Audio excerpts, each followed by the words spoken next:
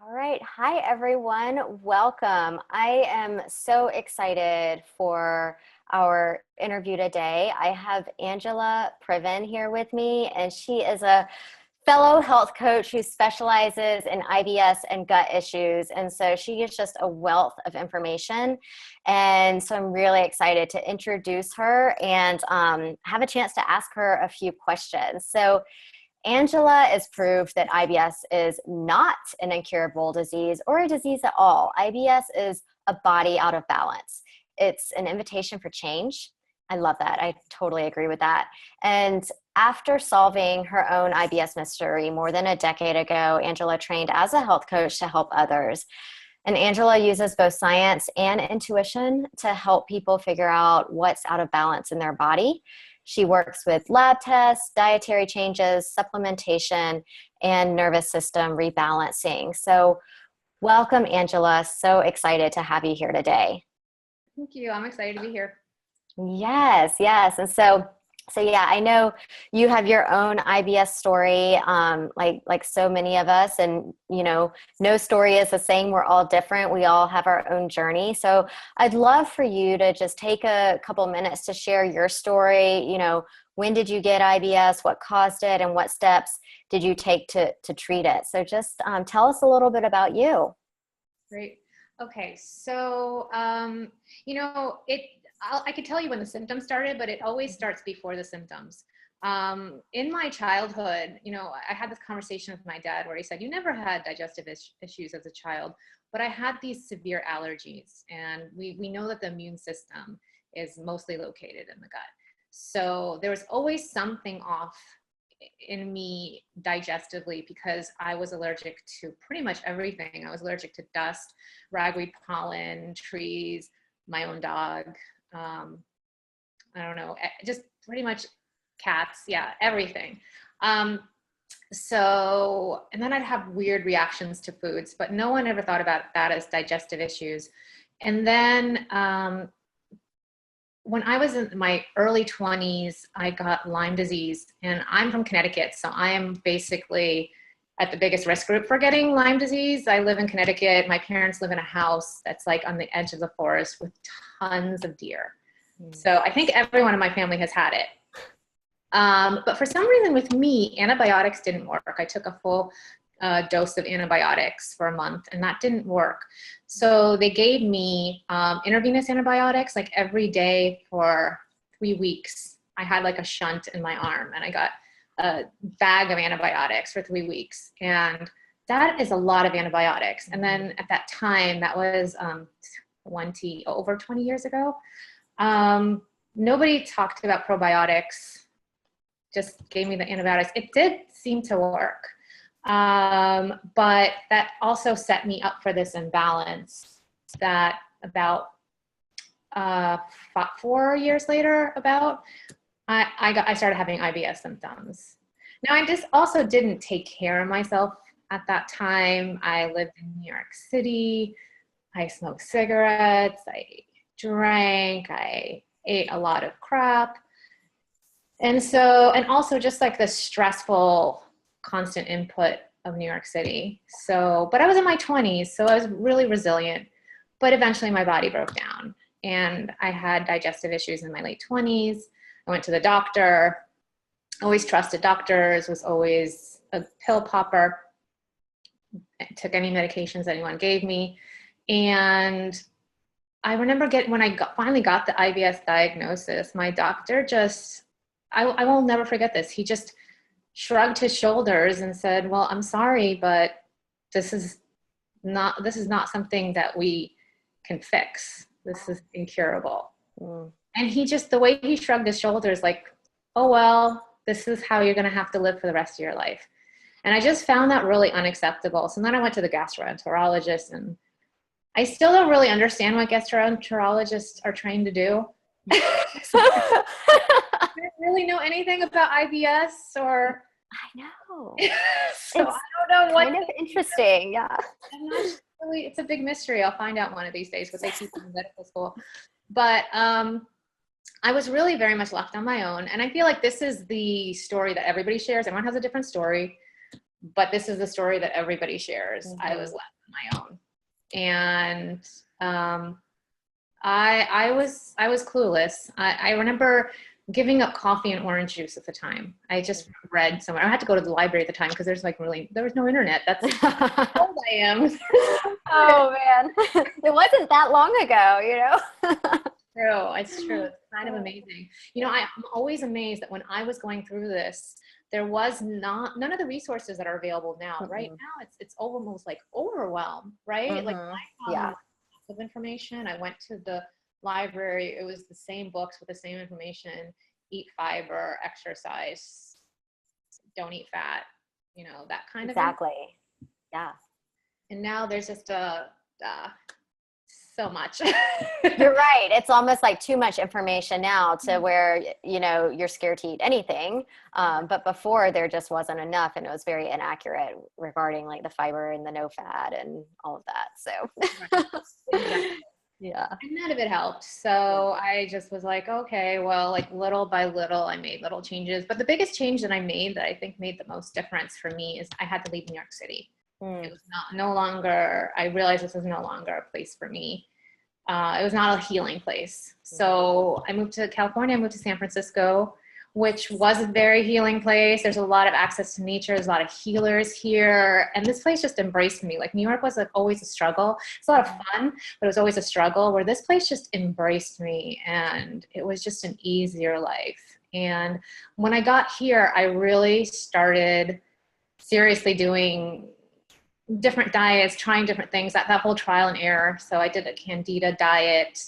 And then I did Ayurvedic stuff. And, you know, I did the Candida diet, and then I met my boyfriend, who was now my husband, and I went on the pill, and then then my symptoms went crazy. Yeah.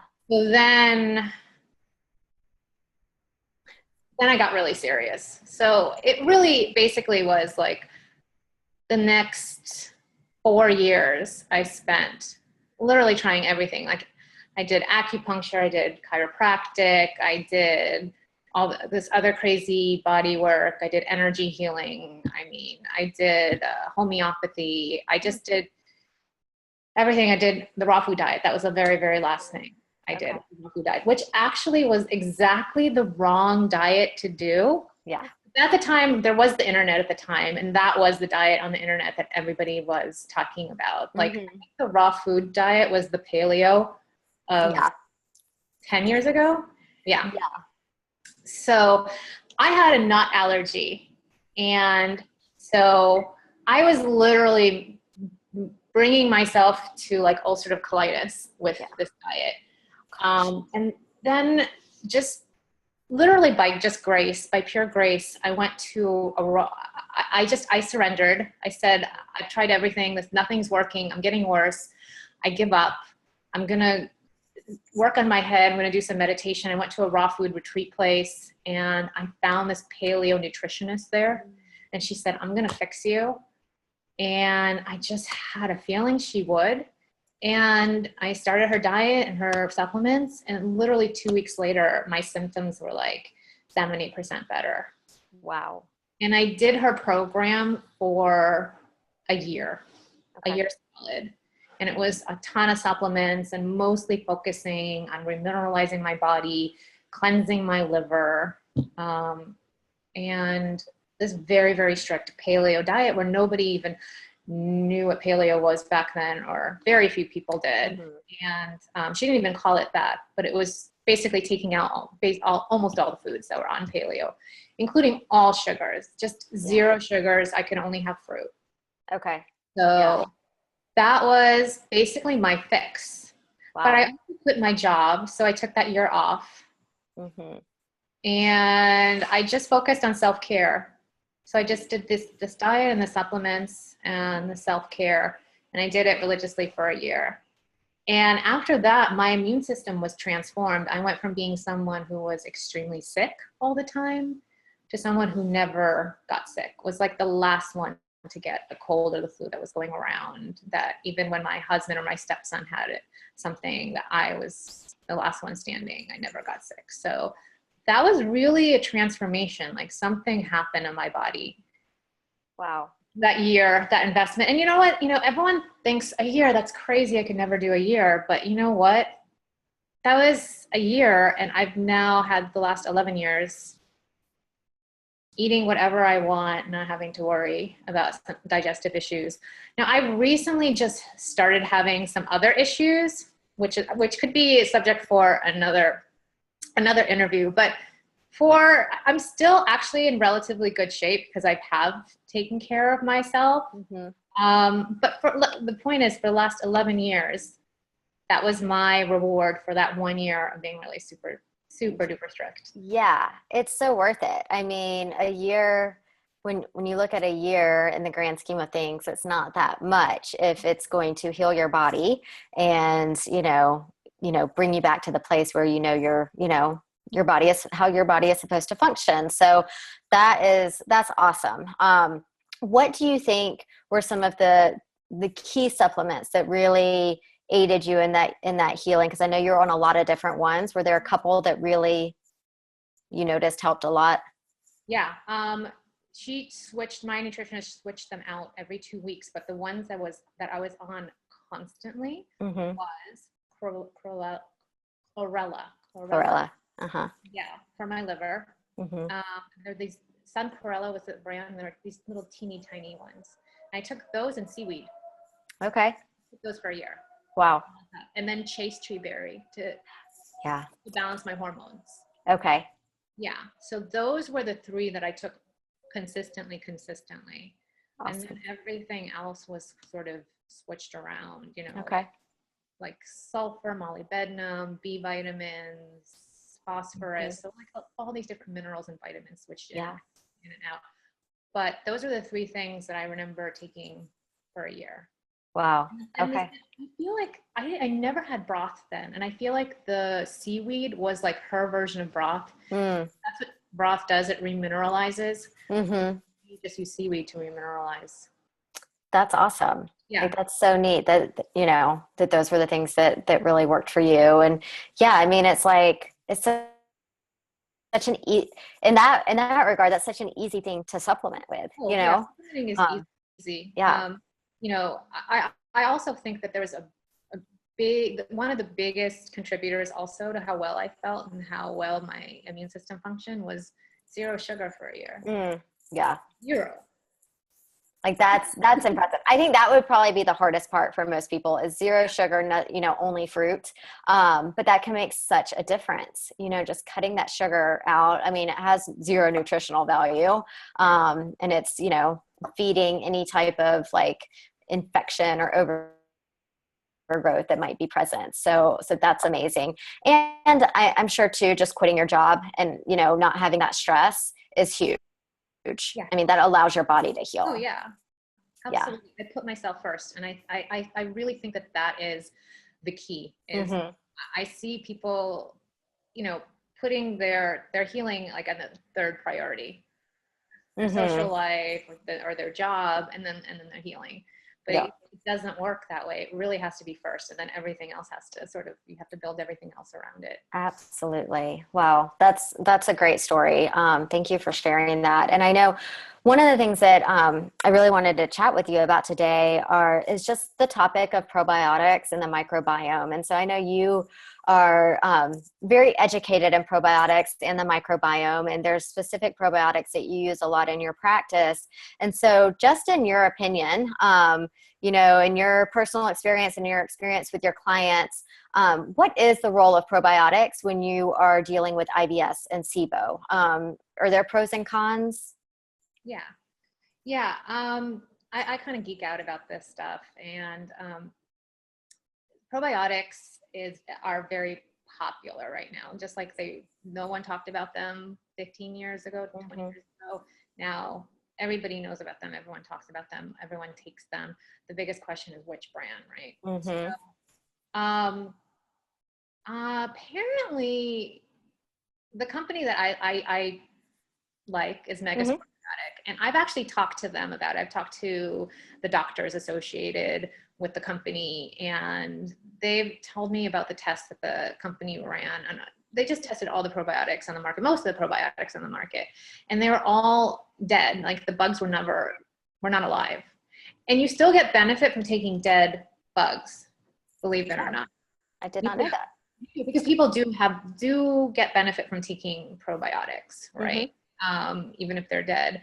And I mean, some of it might be placebo effect, but there's still some benefit to that. But the Megaspore biotic is actually alive, and your dog likes probiotics, apparently.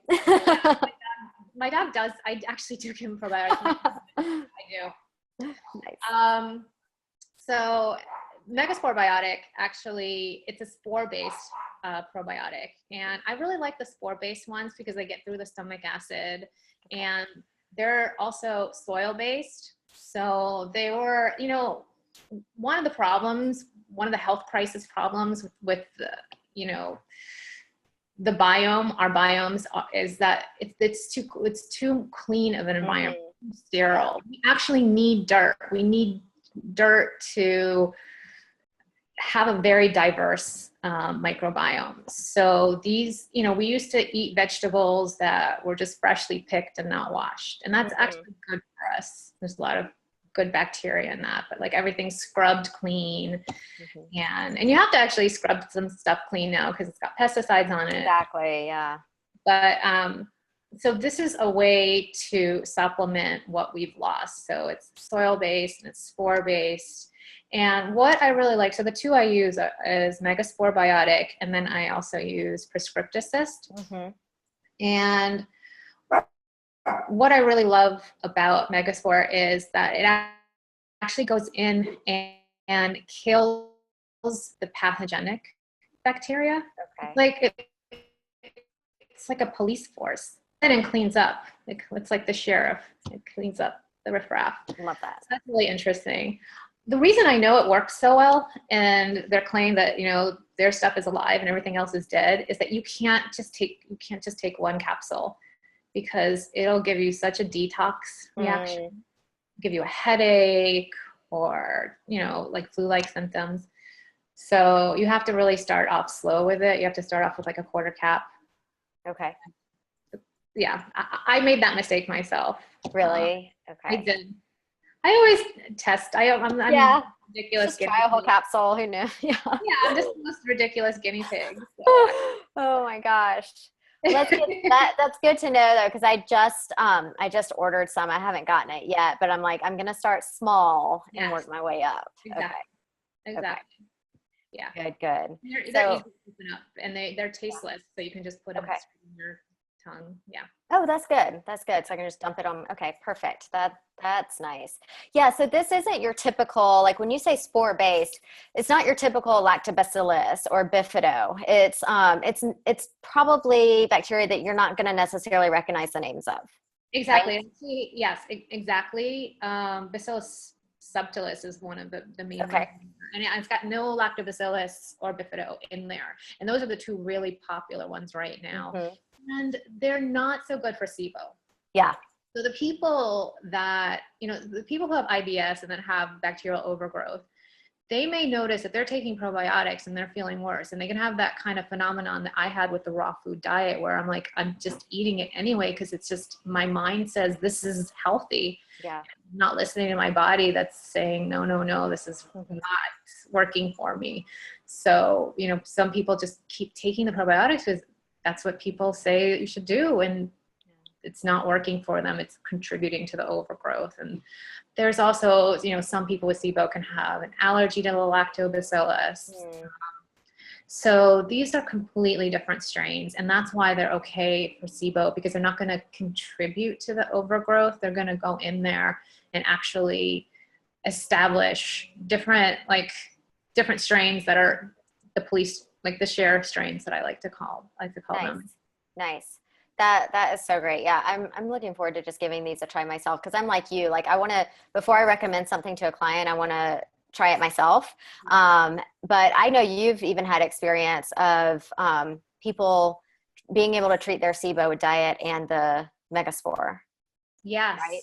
Yeah. Yes. I know people who have done that. And, I feel like in both the cases that I know of, there also has to be some emotional work that's done. Okay. That's, That's a good point. both those cases, they took just that and did the diet, but they also worked really, really hard on improving the things in their lives that didn't work. So, which is always the overlooked part of health and healing and digestion. Exactly. But yeah, I totally agree. You have to work on the emotional piece, the mindset piece, all of that, because, emotions that are rooted in you can cause physical illness, and so releasing those emotions and doing some sort of therapy for that. So important. So in regards to the microbiome, because I know you love to talk about the microbiome and you're very knowledgeable on it. So, and I feel like it's such a popular topic these days because there's just more and more research being poured into the microbiome, which is so exciting, I think, because who knows the things we're going to know in 5 years, and the things that we're going to be able to do to just, really heal and support the microbiome. And I think we're just on the cutting edge right now. So from your research and your knowledge, what are some of the things that really contribute to, one, damaging the microbiome, and then two, repairing the microbiome? And can you truly repair it? Yeah, you can. You might not be able to get all the strains back that you originally have, but you can get it back into balance. Okay. Yeah. I actually had to write a list of all the things that damage it because there's so many and I didn't want to forget any of them. Yeah. But one of them, the biggest one I think that everyone knows about, is antibiotics. Yeah. Yeah. So antibiotics will wipe everything out. And then, so after antibiotics, it's very important to have the right probiotics and also the right diet to feed the right guys, because the good guys eat fiber and the bad guys eat sugar. So it's really important that after you're recovering, after having antibiotics, that you're really clean with your diet, and that'll encourage like the right sort of environment to form. So this is one that people don't know about, and I wish I knew about, and I've been on a soapbox about this, and people kind of don't really want to hear it, but the birth control pill. Yes. Birth control pill kills your beneficial bacteria. Yeah. And it's unfortunate. Yeah, it is. You do. So, I wish I had not been on it for as long as I had been, It caused so many emotional issues for me, and I could not put a finger on what it was that was causing it. Laxatives, they'll clean your colon from beneficial bacteria.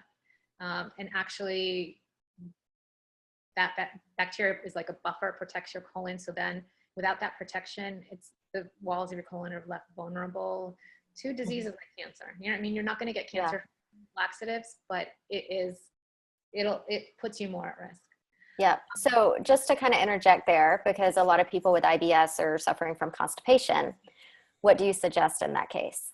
Magnesium. Okay. Yeah. The laxatives are literally like taking a hammer to it. It's so aggressive. So aggressive. Whereas you want to coax your body. A lot of people are magnesium deficient. And some people might say, listening to this, I've tried magnesium. There's so many different types of magnesium. Yeah. If magnesium glycinate doesn't work, try magnesium threonate. And there's the one that I really, really love that I'm actually personally using right now is oxy powder, which is oxygenated. Yes. I can't say oxygenated. I think you're saying it right. Yeah. Okay. Magnesium that has oxygen in it. Anyway. Yes. That stuff is great. I love that. I love it. It's my favorite magnesium. So it's magnesium, and vitamin C also works. Drinking water, moving. There's all these things that you can do. I understand, because constipation was my issue, so I understand the anxiety that it causes. So people just want to like go in with the big guns. Yeah. The price you pay. And you have to be gentler, more patient, have faith that it's going to work out. Great. So, the more anxious you get, like the more contracted your body is, less it's going to flow and release. Exactly. It's such a, it's all connected. It's such a balancing act, but no, it's Good point. Thanks for sharing that. Sure. So then steroids, that's Okay. another thing. Non-steroidal anti-inflammatories, antidepressants. Mm, Yeah. Antibacterial soaps, commercially raised red meat, um, chlorinated and filtered water. Important to get a water filter. A high sugar, low fiber diet, processed diet, alcohol. mm, Alcohol. bummer. Just kidding. I like my glass of wine sometimes. It's got its benefits. It's got stress relief. Yeah, So, exactly. um, and also just like natural herbs like oregano oil, sometimes you need it, but just to overdose on something like that without really exactly knowing what you're doing, Yeah. that's also a microbiome beneficial bacteria killer. So those Yep. are a list of the very many things that are destructive to the biome. And, in terms of building it back up, it's really the most important thing. I mean, probiotics are important, but the most important thing is a diverse Mhm. diet, diverse in your diet. So eating as many different things as possible, in the fruit and vegetable, meat and oils and fats and Mhm. nuts, and just Yeah. diversity. Diversity is, if you want a diverse biome, which is what you want to have a diverse diet. So if you're someone who eats the same thing every single day, not good for your microbiome. Yep. Yep. If you're someone who has unfortunately only can eat 3 or 4 foods because of your digestive issues, that is something that is worth trying, like bites of like different foods, like trying to like bust out of that, because sometimes that we get ourselves in that corner and it's psychologically we're afraid to eat anything else. But you need to sort of train your body to start accepting other foods and building enzymes to eat other foods. So it's very important to diversify your diet. And like just literally one bite of something is enough. Mhm. Yeah. That's a great point. And yeah, I have so many people coming to me saying, can only eat 5 foods right now. And while I get that, and that's like a tough position to be in, I think so much of expanding that for people, it like you said, it causes so much stress and fear that their reaction is not because of the food, it's because of the stress. That they're stressed out while they're eating that new food that they haven't had in a while, that's causing their symptoms so often. Exactly. Yeah. Exactly. So it's important to aim for diversity. Yes.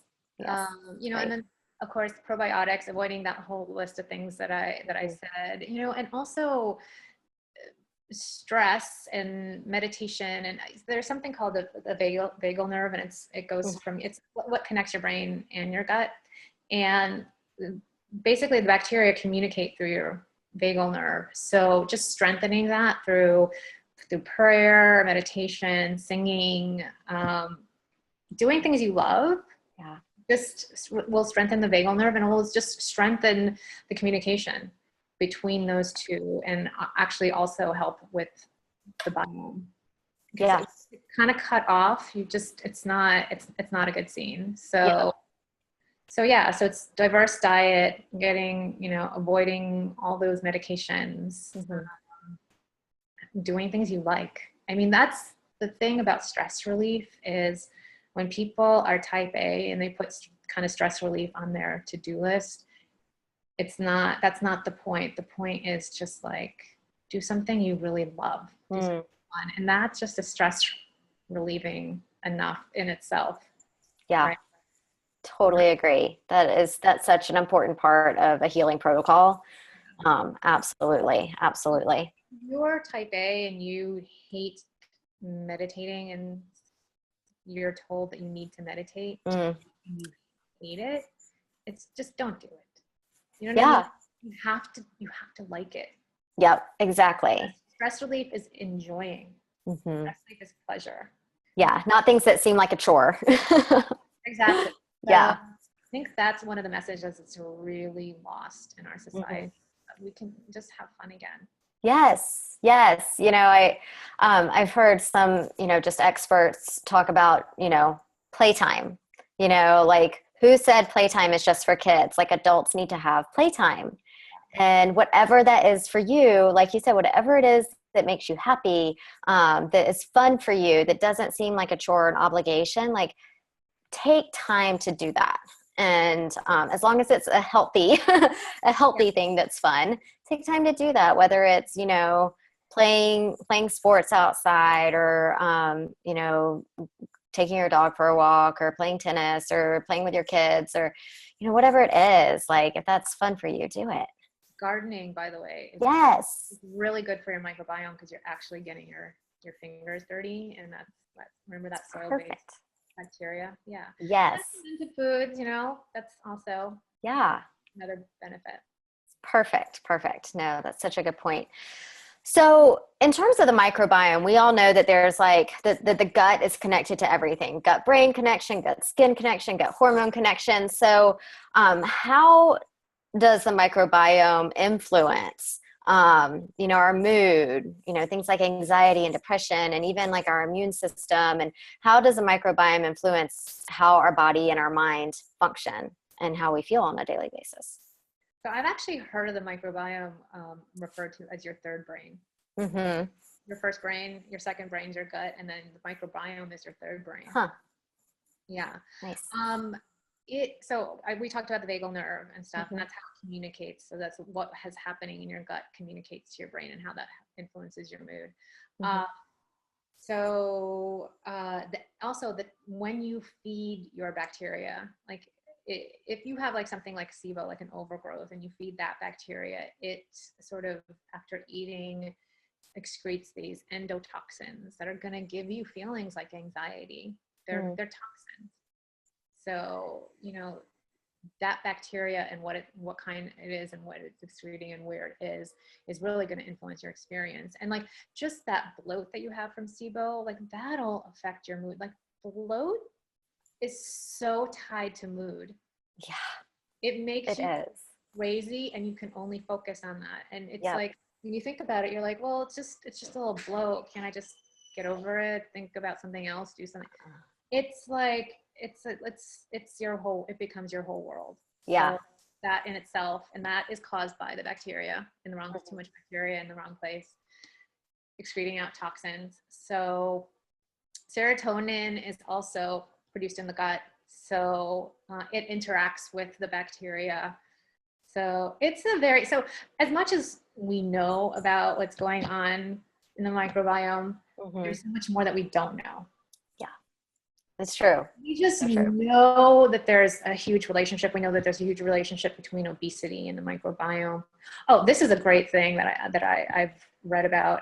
They took mice that were very timid and took the bacteria of very aggressive mice and replanted it in them, and the timid mice became aggressive. Wow. Yes, there's That's actually fascinating. this is actually another really interesting story that I thought was very funny. Is that there's a type of bacteria found in some mice that migrated from cats that actually makes them very interested in cats and almost attracted to cats. Oh, wow. The bacteria wants to be eaten, to Yeah. to actually go back into the cat. That is so interesting. This is the behavior of the mice to do something very dangerous. Yeah. Huh. That is so interesting. I mean, yeah, you're right. There's so much we don't know, and we're only on like the cutting edge of it. And, And it's all mice it's- right now, but yeah. in the mouse world, there's some crazy stuff going on with bacteria and Yeah. how it influences personality. Wow. And everyone knows that like there's more bacteria in us than human. So, Right. and it really does. We think that we're in charge, but maybe they're kind of in charge too. I mean, I know Exactly. that Yeah. when you have a bacterial overgrowth and you're craving sugar like crazy, who's craving the sugar? The bacteria. Yeah. Right. Yeah. So, I mean, that's another way that it influences you. So, we are living in partnership with these guys. So, Mm-hmm. the more we know how to live peacefully with them, and there's an ecosystem inside and ecosystem outside, and we know how to balance that inner ecosystem, then the outer world will be a different place. Yeah, that's That's awesome. why I'm so fascinated by it, because I'm so particularly interested about the mood stuff. Mm-hmm. Yeah. Yeah, because it clearly plays a huge role on mood. And just like you said, so much, there's definitely a component of like how you feel physically is going to affect your mood. Like if you don't feel well, if you're bloated, which that is so uncomfortable that it will literally put you in just a terrible mood and it's all you think about. But yeah, I mean, the microbiome, if it is out of balance, it's truly going to affect your mood in probably some negative ways. So I think that is fascinating. And the So, very last little study about it that I want to mention is that in some studies they have found that probiotics are just as effective as antidepressants. And well, yeah. that's powerful. That is powerful. Because, Yeah, 'cause if you you think know, about the fact that maybe if your depression is bacterial in nature and mhm, you're taking antidepressants and that's killing more bacteria. right. It's just adding fuel to the fire. Yes. Yeah. Yes. So fascinating. Fascinating. Well, gosh, this is a lot. This is a lot of information to soak in. I love it. I love it. So thank you so much for sharing all of this and taking your time today. Before we get off and stop, why don't you go ahead and tell everyone where they can find you? Okay, you can find me at Do It Yourself Health. So the URL is DIYhealthblog.com. And I love to blog and write over there. So come on over and visit and check it out. Awesome. Yes. Well, thank you so much for joining us today. It was just such a pleasure speaking with you and hearing a little bit about your story and then all of the research you've been doing on the microbiome and getting your input there. So thank you. It's my pleasure. All right. Bye.